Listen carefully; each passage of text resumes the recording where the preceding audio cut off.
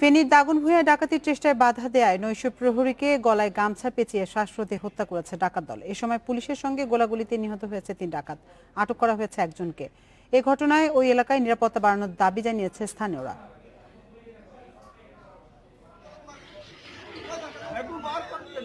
ভোরে দাগনভূঞার বেকের বাজারে একটি মুদি দোকানের মালামাল লুট করে ট্রাকে তুলছিল ডাকাতরা।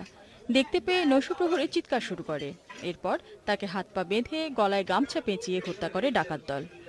ডাকাত দলের সাথে দৌড়পালা চলতেছে, এলাকার মানুষজন সহ পুলিশ সহ ওদেরকে ধরছে। এটা তো একেবারে বিরুদ্ধের মতন এই জিনিসটা হয়েছে। এখন আমরা কিভাবে বাঁচতে পারি?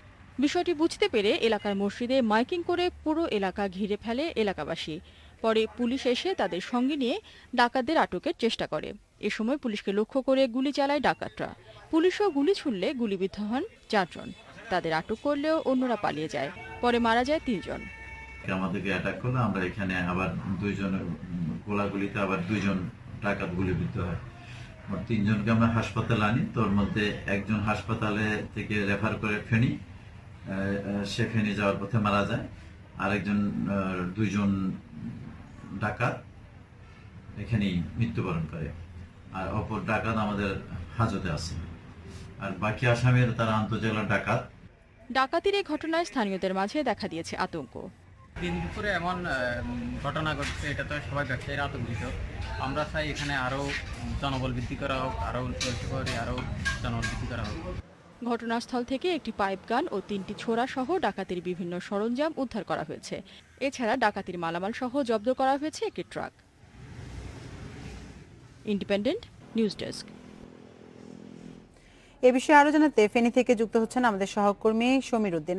সমীর, নৈশ প্রহরী হত্যা ও পুলিশের গুলিতে নিহতের ঘটনায় কোনো মামলা হয়েছে কিনা?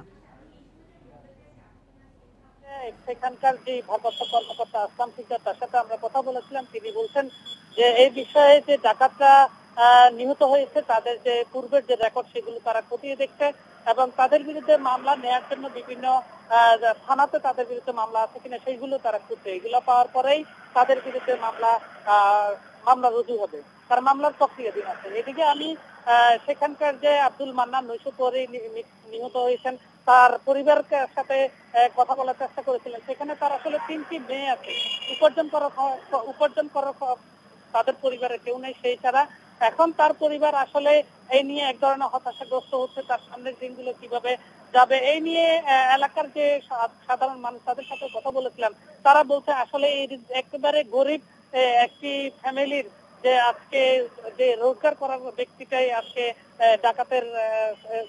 ডাকাতরা তাকে মেরে ফেলেছে।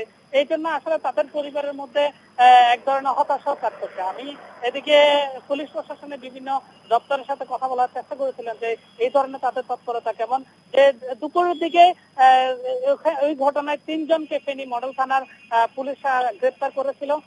সেই বিষয়ে জানার চেষ্টা করেছে। তারা বলছে যে এই ঘটনায় যে ওই 3 জন কি জড়িত কিনা, যে দাগনভূঞা থানাকে জানানো হয়েছে। তারা এসেই শনাক্ত করার পর বড় বুঝে যাবে যে আসলে তারা সেই ঘটনার ডাকাতি তারা করছে কিনা। এদিকে প্রত্যক্ষদর্শীদের সাথে কথা বলেছিলাম, তারা বলছেন যে সেখানে টহল বাড়ানো দরকার। তারা খুব আতঙ্কের মধ্যে দিনাতিপাত করছে। এই ছিল আমার কাছে ফেনীর ডাকাত নিহতের ঘটনা।